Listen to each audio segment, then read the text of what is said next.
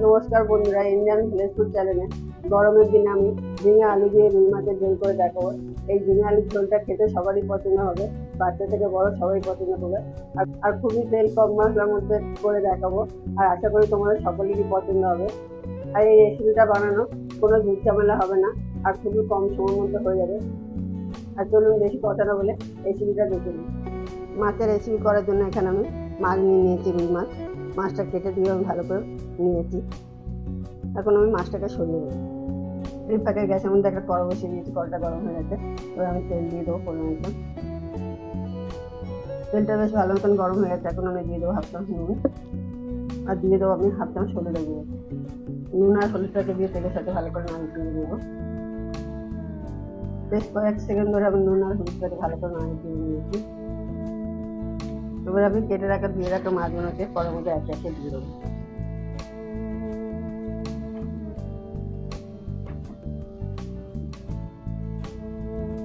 এখন 3 থেকে 4 minute time দিয়ে মাছগুলো আমি একবার ভালো করে ভেজে নেবো মিডিয়াম আঁচে রেখে। এই সময় গ্যাসের আঁচটাকে বাড়াবে না, মিডিয়াম আঁচে রাখবে, তাহলে মাছগুলো পুড়ে যাবে, একদম খেতে ভালো লাগবে। 4 থেকে 5 মিনিট পরে মাছগুলো আমার এক পাশ ভাজা হয়ে যাবে। এবার আমি উল্টে পাল্টে দেবো।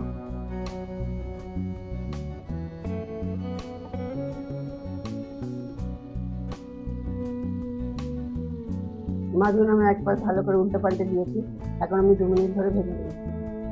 2 মিনিট পর মাছগুলো আমার ভাজা হয়ে গেছে। এখন আমি মাছগুলো তুলে নেবো। আমি একটু মাছটা কড়া করে ভাজি, তোমরা পারলে একটু হালকা করে ভাজতে পারো। এখন ওই তেলের মধ্যে দিয়ে দেবো হাফ চামচ কালো জিরে ফোড়ন।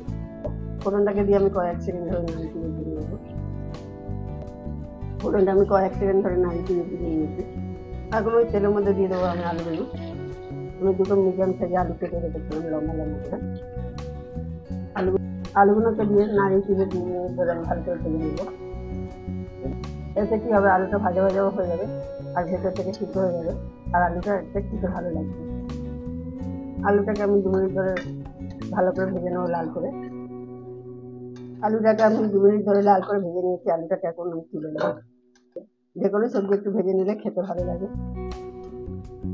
এখন আমি দিয়ে দেবো দুটো মিডিয়াম সাইজের পেঁয়াজ কুচি। পেঁয়াজটাকে আমি নাড়িয়ে 2 মিনিট ধরে ভালো করে ভেজে নেবো।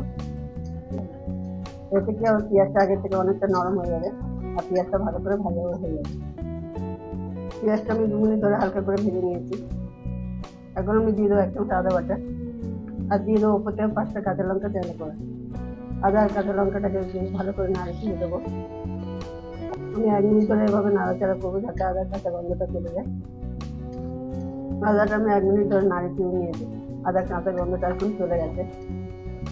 এখন আমি দিয়ে দেবো একটা মিডিয়াম সাইজের টমেটো কুচি। টমেটো কুচিটাকে দিয়ে আমি 1 মিনিট ধরে নাড়িয়ে নেবো।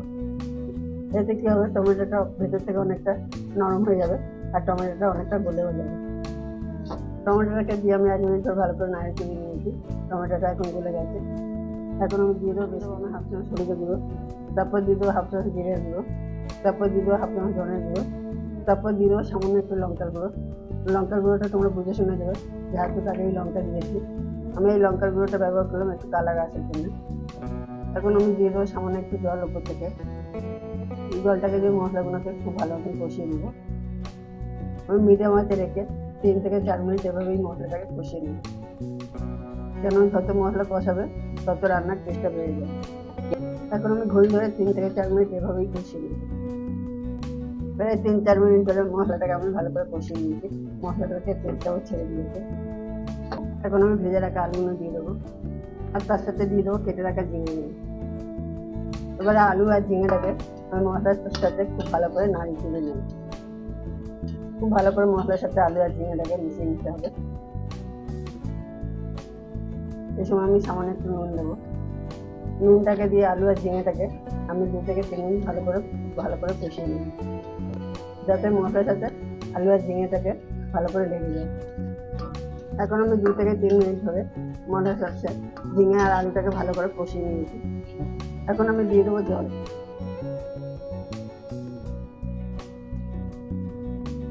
এখানে আমি 6-7 ml জল ব্যবহার করেছি।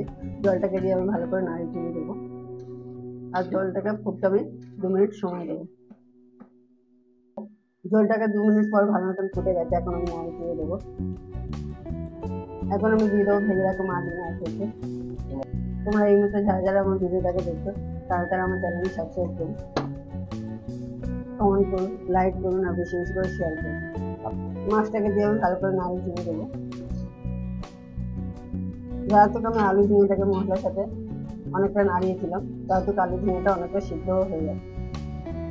আর বাকি সিদ্ধটা করে নেবো 4 থেকে 5 মিনিট এইভাবে ঢাকা দিয়ে। এই সময় গ্যাসের আঁচ থেকে মিডিয়াম রেখে আর 4 থেকে 5 মিনিট ঢেকে দেবো। এতে কি হবে, আলু আর ঝিঙেটা ভালো মতন সিদ্ধ হয়ে যাবে। প্রায় 4 থেকে 5 মিনিট পরে আবার আমি ঢাকাটা খুলবো। এখন আমি একটু ভালো করে নাড়িয়ে চিনি দেবো। দেখুন বন্ধুরা, আলুটা আমার ভালো মতন সিদ্ধ হয়ে গেছে আর ঝিঙেটাও ভালো মতন সিদ্ধ হয়ে গেছে। যাতে বলেছিলাম আলু ঝিঙে দিয়ে রুই মাছের ঝোল পাতলা করে করবো, যার জন্য আমি একটু পাতলা ঝোল রাখি। এখন দিয়ে দেবো উপর থেকে একটু গরম মশলার গুঁড়ো। গরম মশলাটা দিলে স্বাদ ও টেস্ট দুটোই বেড়ে যায়। গরম মশলাটাকে দিয়ে 1 মিনিট ধরে নাড়িয়ে চিনি দেবো, যাতে গরম মশলাটা সমস্ত দিকে ভালো মতন মিশে যায়। 1 মিনিট ধরে আমি নাড়িয়ে চিনি দিলাম। এখন আমি আলু ঝিঙে মাছের ঝোলটাকে লাগিয়ে নিই। দেখুন বন্ধুরা, তরকারিটা আমি লাগিয়ে নিয়েছি। খুবই একদম সাদা মাটা আর হালকা তরকারি, গরম ভাতের সাথে খেলে আর কিছু লাগবে না। এই দিয়ে 1 থালা ভাত অনায়াসে খেয়ে নিতে পারবে। আর বাচ্চা থেকে বড় সবারই পছন্দ হবে গরমের দিনে। আজকের মতন ভিডিও আমি এখানেই শেষ করছি। সবাই সুস্থ থাকুন, ভালো থাকবেন। জয় হিন্দ, বন্দে মাতরম। এরকম নতুন নতুন ভিডিও পেতে গেলে আমার চ্যানেলে অবশ্যই কমেন্ট করে জানাতে হবে।